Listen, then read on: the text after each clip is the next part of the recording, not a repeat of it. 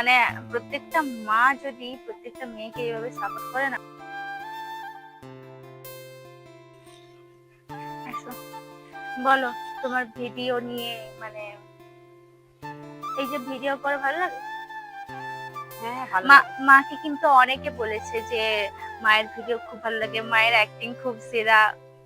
সবাই বলে। বলো তোমার শুনে কেমন লাগছে, সেটা বলো, সেটা বলো। শুনে আমার ভালো লাগছে, কিন্তু আমি তো এখন প্রথমে প্রচুর ভয় লাগছে। এখন মোটামুটি একটু ভয়টা কাটছে। স্বাভাবিক, ভয় তো লাগবেই, স্বাভাবিক। চলো, কিন্তু ভালো লাগছে। ভালো।